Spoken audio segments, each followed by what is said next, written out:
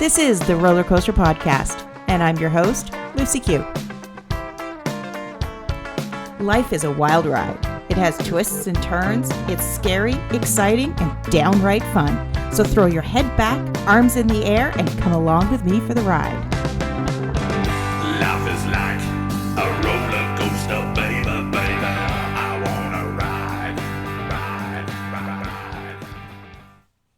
Episode 200 of the roller coaster will soon be here, and this is your chance to be part of the fun.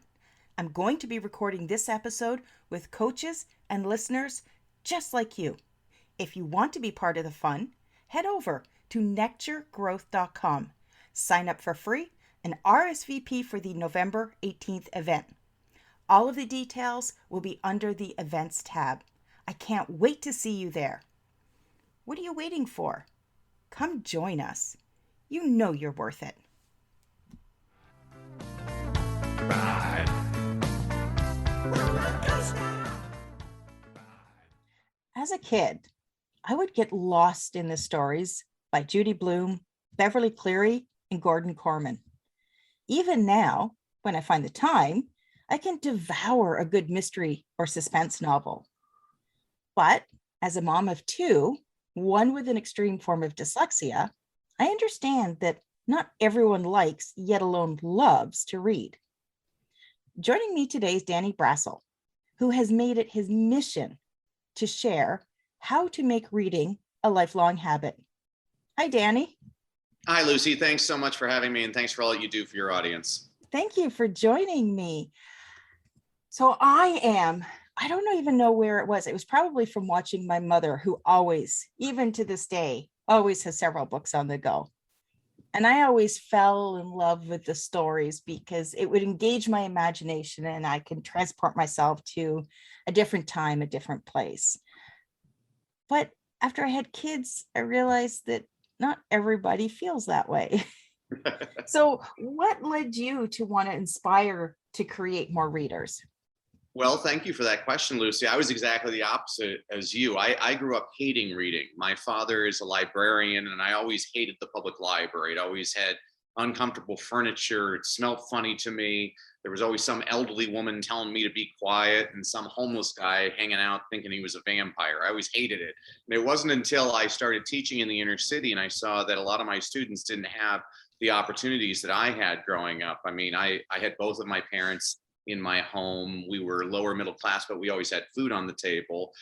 We had plenty of books around us. My mother and father always read in front of us and to us kids. And when I started looking at the disadvantages a lot of my students had, I said, shame on me.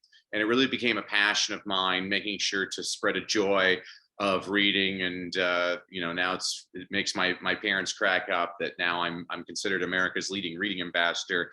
Pretty nifty for a guy that grew up watching movies and reading the TV guide was about the extent of my reading. Yeah, I can certainly relate. As soon as you talked about walking into the library, it's such a different experience now, because there was a period in time when I wasn't going to the library. And I think it was in that time frame that libraries changed. I grew up with card catalogs and the Dewey Decimal System, and all of those very, what seems like archaic systems now. And I can remember librarians, like if you even moved your chair too loudly, you got a dirty look. That's right. But now libraries are, certainly where I am, I'm in a rural community, and at the end of my street is the Little Wee Library. Mm-hmm. And it's a gathering place. It's a place of community, and it's not quiet. It's a place where, I think people are encouraged to enjoy. I agree. I think the library is the pride of any city. I mean, it doesn't just function as an information place. It is that gathering place that you're talking about. I mean, unfortunately, they often serve as homeless shelters for the homeless. They serve as daycare centers for people that are working and have to put their kids somewhere, and I actually love how I see libraries transforming, where it's multimedia and you have coffee houses and bookstores. And I'm a person now, I'm dangerous in a library or a bookstore because I'm going to be stuck there for a long time and check out a lot of titles. My dad used to be like that. He'd love going into bookstores. I mean, I'd be the type of person, it's like, what's my author got out now? And they either had a book or they didn't. And that was the extent. I didn't really expand outside of those interest zones. And I can remember my dad standing there and he'd be like reading the book in the bookstore. I'm like, dude, I don't think you're allowed to do that. And we'd always be like, oh, come on, Dad, let's go, let's go. But now I can walk into somewhere like Chapters and it's just, or probably Indigo, we're in the US. Mm-hmm. And I'm just amazed by all the books on pretty much anything, any topic, any story, it's out there. Mm-hmm. Yeah, and I think that's probably where we're falling short as educators, not so much in Canada and other places as much as America. We force feed kids a diet of the books that we think that kids should read. And one of the things I always emphasize to people, whether I'm speaking to parents or to a corporate audience, I say, the research is really clear on this. It doesn't matter what you read. What matters is how much you read. It doesn't matter if you're reading James Joyce or James and the Giant Peach. People who read more read better. You were talking about having a dyslexic child, and I know you had Lois Letchford on your program, and she's just wonderful with dyslexia. And Lois and I have had this discussion where I'm like, over half of the Fortune 500 CEOs are actually dyslexic, including people like Sir Richard Branson. And one of the tips I give to people is if you feel like you don't have time to read, listening to a book on audio is just as effective as reading it on your own. And it's a particularly effective method for dyslexics who tend to process audio much better than trying to read the words on their own. And, I can definitely back that up because my son, his retention after watching a documentary and being able to speak with authority on a subject it's outstanding. I'm jealous of him. I can watch 50 documentaries on the same story and be like, yeah, well, they kind of said something about this. Like, I know it for me, but I can't always articulate it. But that's a gift that he has. And I keep reminding him, and now that he's 19, it's starting to sink in that something like dyslexia, although one part of your brain may not be tuned in, another part that I don't have is on fire, and that's a gift. Yeah, you're a good mama. I mean, that's what I always tell people is turn your weaknesses into strengths. And that's exactly the message that you're giving your son is that, hey, you have a gift that not everybody has, and it's a real blessing. I love that. We need you. I advocate for people with dyslexia all the time. Any chance I can get, I highlight it because it is an invisible disability, and it's one that unfortunately carries a lot of shame, embarrassment, and it's often misunderstood. Yeah, you're absolutely correct about that. I'm sorry to interrupt you, Lucy. Oh, no, it's okay. But going back, you said earlier about, force feeding our kids to read certain things. And I remember, growing up in school, we always had, I think, what do we call it? Book study or novel study. And we always had assigned books that we had to read. And I'm going to say most of them in elementary school, I loved. Yeah. I just never got into Shakespeare. It's just like, nope, that was beyond me. But I also got to read some really good books in high school and chose to read books that, typically would have been assigned in high school. Some of the, I guess you would call them classics, that I enjoyed on my own. But I also wonder how many books are being removed from the reading lists because they may be somewhat controversial now.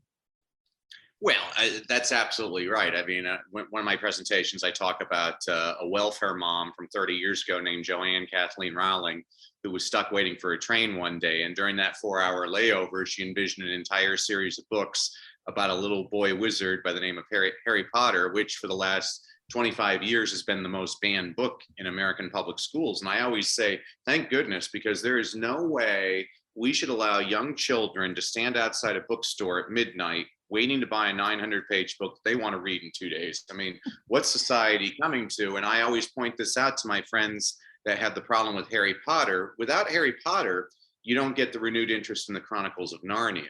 Kids have this amazing thing between their ears. We should let them use it from time to time. We shouldn't censor any books from kids. Matter of fact, there's one book that should be in every public school they took out years ago.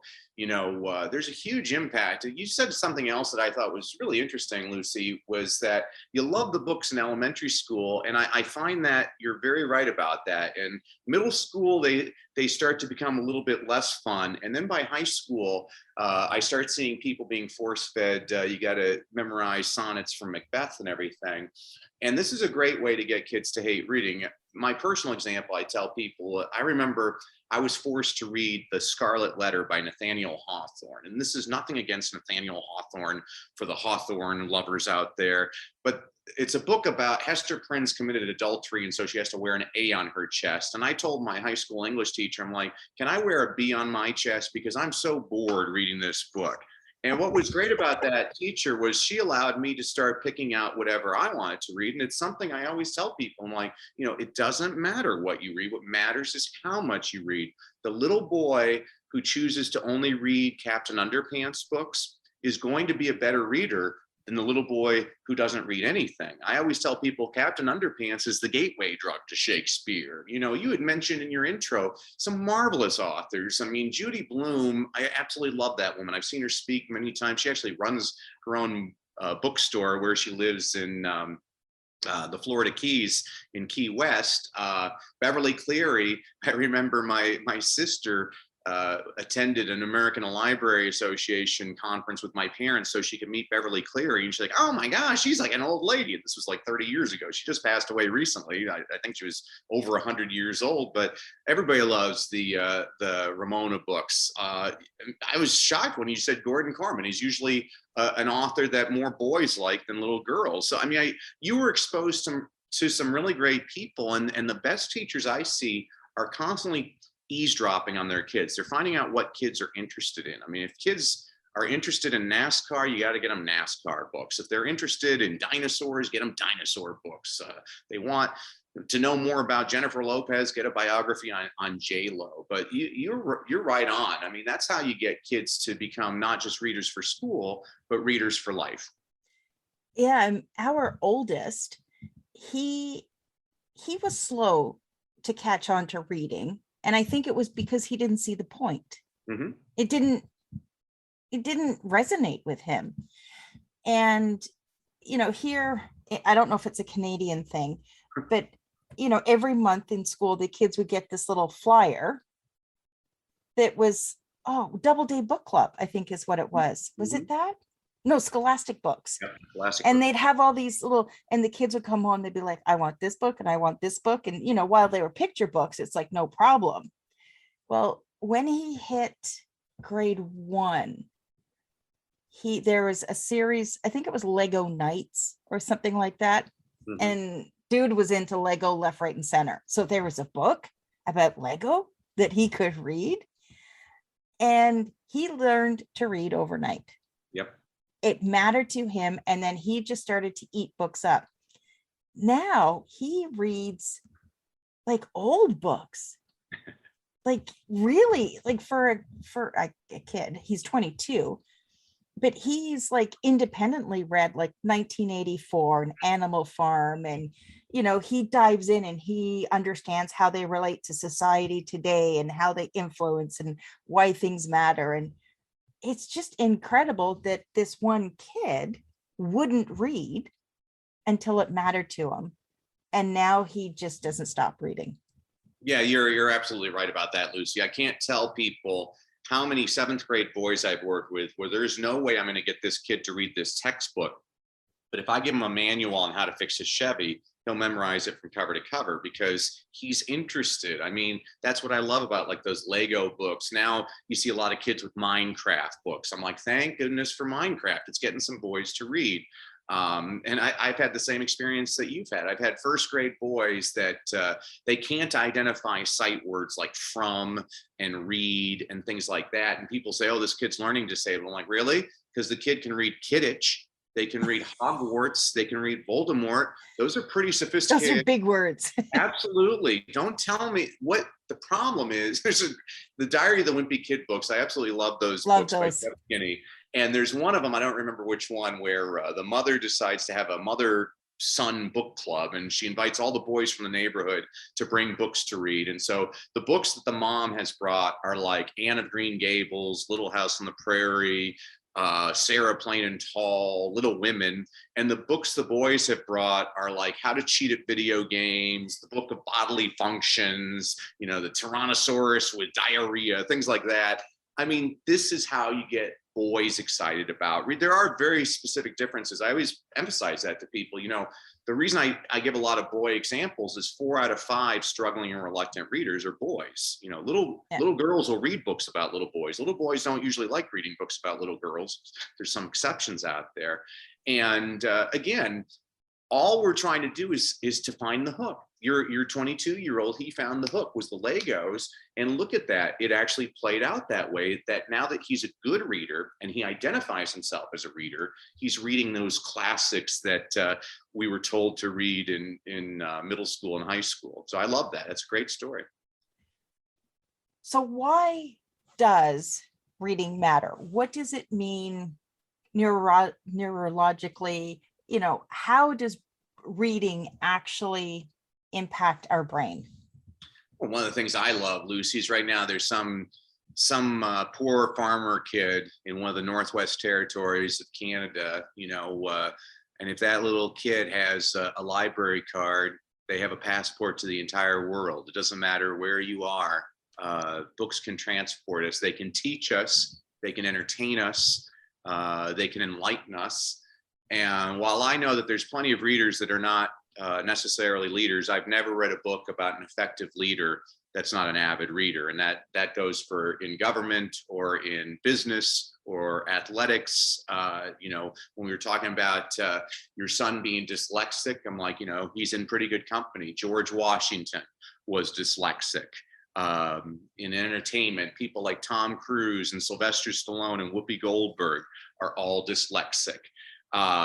You know, business leaders like Sir Richard Branson are dyslexic. So there's all kinds. I think kids need to see that. Kids need to see, wow, there's somebody just like me, and they're not using this as their crutch. They've overcome it and turned it into a strength.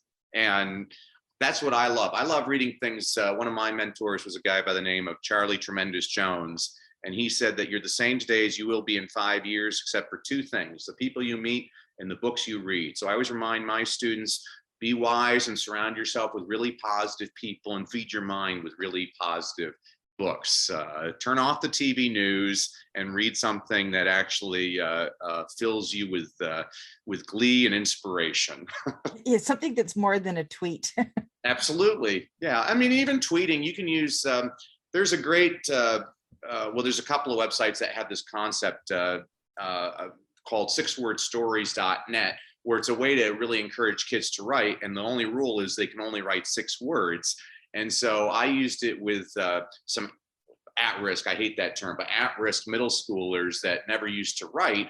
And so I created 6-word stories as their form of book reports. And so there was one girl who had read the Twilight series, and I think her 6-word story was, I can't remember, but it was something like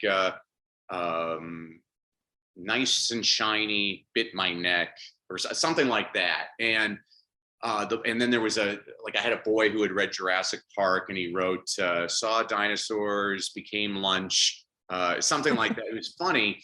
And okay, it's not like incredible writing, but these were a couple of kids that used to never write anything. And their teachers told me that after I started introducing this to them, they started writing 300 to 400 6-word stories every week. Now, obviously it's not Shakespeare yet, but I got them interested, and that's the path to mastery. You got to get them hooked somehow. You know, it's baby steps. We we try to, and I see so many people, they associate reading, they think it means you have to read Dostoevsky. And I'm like, well, that's one form of reading, but reading can be poetry, reading can be song lyrics, reading can be reading a journal article or a magazine. It's not for me to define what reading's important. There's plenty of people that think that this set of literature is important. I'll give you an example. I was doing an interview last week with Nigerian television, and Nigeria used to be a British colony. And so the kids in school are forced to read, Charles Dickens and William Shakespeare and Emily Bronte. And I'm not disparaging any of those people. They're all fantastic authors. But I thought, wow, you're missing an opportunity. I'm sure the kids would love to read about Chinua Achebe, who's a Nigerian author. Like if you're in Canada, you don't need to just read about Americans. You need to read about Canadians. Who cares if we all know who George Washington is? Maybe Canadian kids need to hear more about Lester Pearson and how he's a Nobel Peace Prize winner, the first from Canada. I mean, kids need to see people that are like them, where they're like, huh, well, if they can do it, I can do it. I think that, and I don't believe just kids need that. I think adults need that too. That's why I'm watching the Paralympics right now. I'm inspired every single night watching these extraordinary human beings. Do you think how, certainly in Canada, they've changed how they teach kids how to read? Mm-hmm. Do you think that that's had an impact on creating avid readers? Well, I think that most schools, and Lois and I have had this discussion, Lois Letchford, who everybody should listen to her interview on dyslexia, because she's wonderful. She has a different approach to things than traditional approaches. I think schools do an adequate job of teaching kids how to read. But the question I always challenge people is, what good is it teaching a person how to read if they never want to read? And that's how I created the world's top reading engagement program, because I teach kids why to read. I've never had to tell a kid, go watch TV.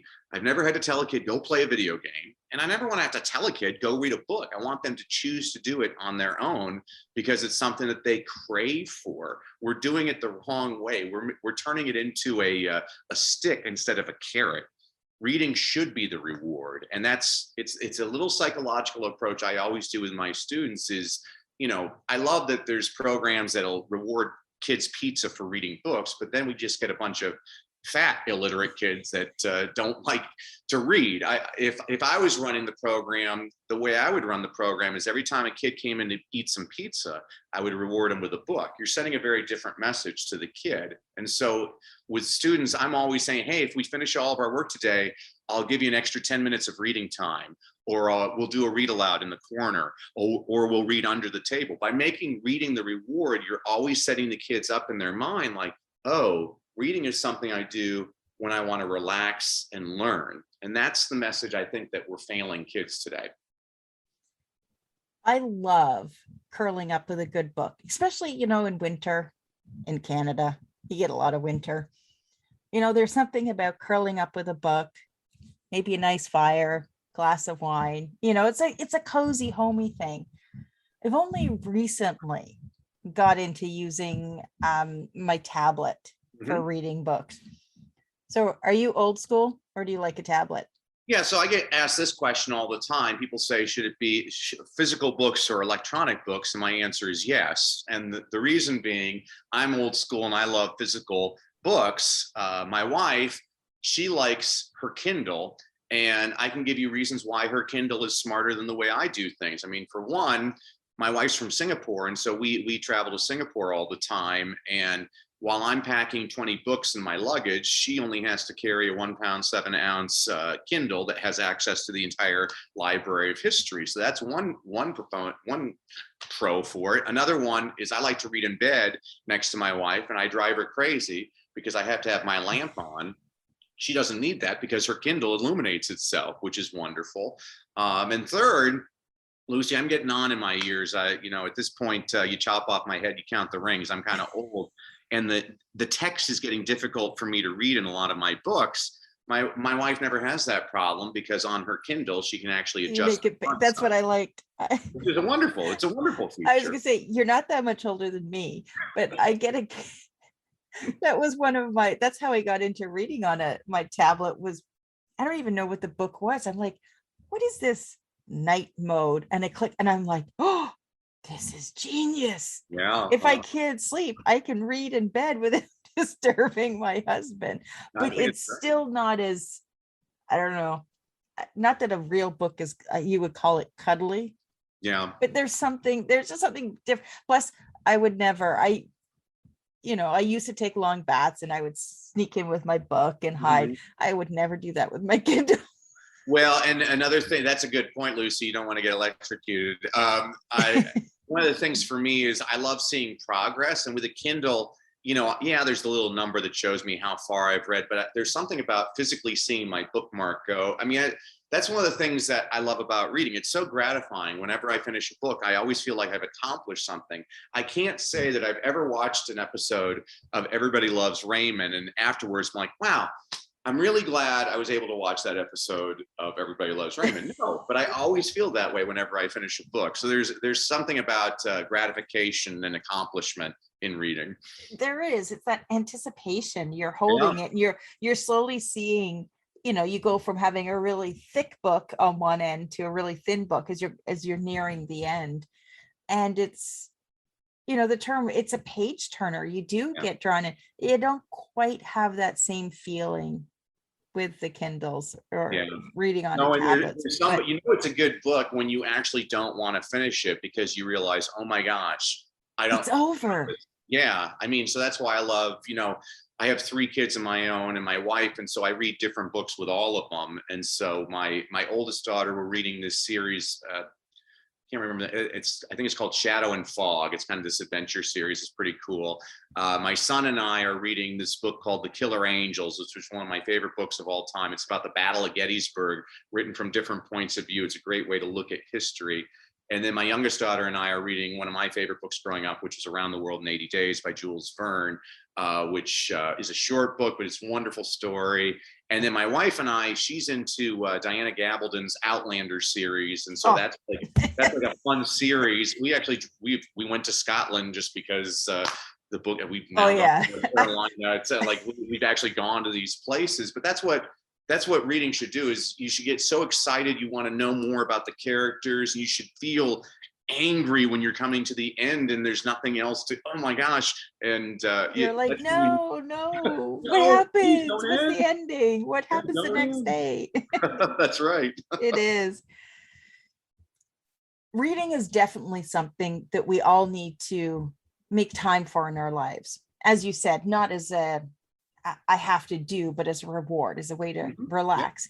Is there a time amount that we should be spending reading a day? Is there sort of a recommendation there? That's a great question, Lucy. Thank you for that. I mean, the whole basis of my program is when researchers have gone around the world looking at the patterns of successful students, they found one that was amazing to them. It was the number of minutes spent reading outside of school. They looked at the low students, the average students, and the high students. They discovered that kids that test in the 20th percentile at the bottom of the class average less than a minute a day of reading outside of school, which that's not much of a surprise. That's probably why the kids at the bottom of their class. But then they looked at the kids in the middle of the class, the 70th percentile, the C students. They average 9.6 minutes a day. And so if I'm doing a live training with parents, this is usually when the first hand raises and a parent says, wait a sec, are you saying if I can get my kid to read 10 minutes a day, I can take him from the bottom to the middle? I'm like, that's exactly what I'm saying, but that's not as spectacular as the kids in the 90th percentile, near the top of their class. Do they spend 3 hours a day reading for fun? No. Do they spend 1 hour a day reading for fun? No. The average is just over 20 minutes a day. And so what I'm trying to always get people to do is 20 minutes a day. They don't have to be consecutive, and listening to the book is just as good as reading it on your own. How do we make reading a priority? I mean, people will tell me, oh, I have no time to read. I'm like, yeah, who has time to read after you have a couple of beers, go out shopping, watch the game on TV? I mean, there's no such thing as time management, Lucy. There's only priority management. You need to make reading a priority if you want to get better at it. And so the simplest way is to start and end your day with 10 minutes of reading. You just covered your 20 minutes there. Here's a tip I give parents all the time.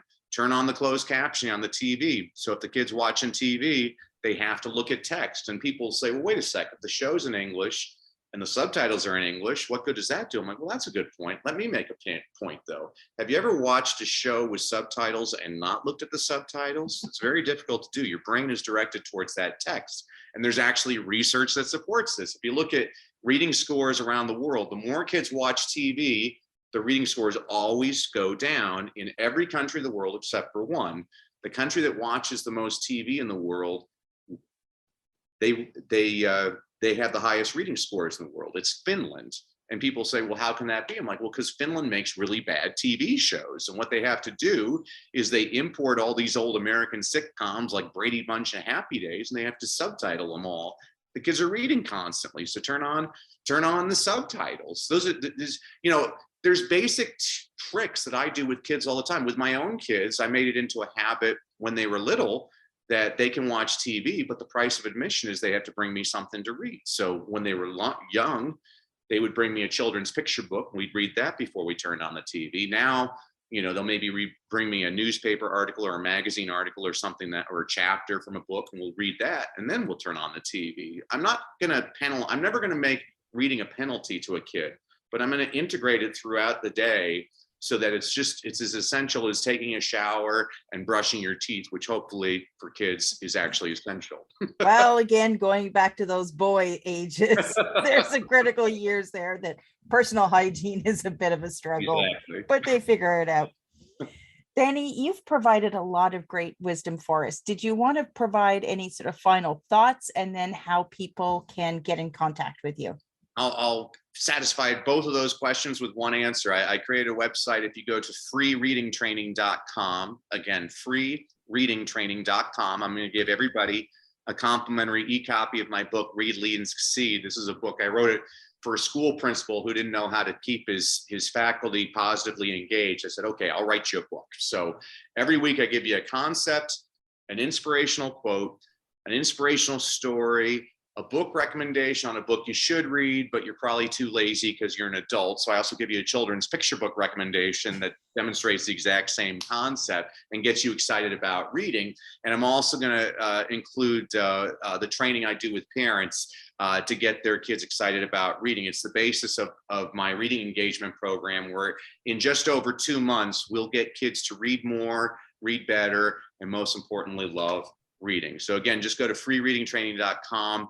That's my gift to your audience, and you've been a gift to speak with, Lucy. Thanks for giving me this time. I appreciate it.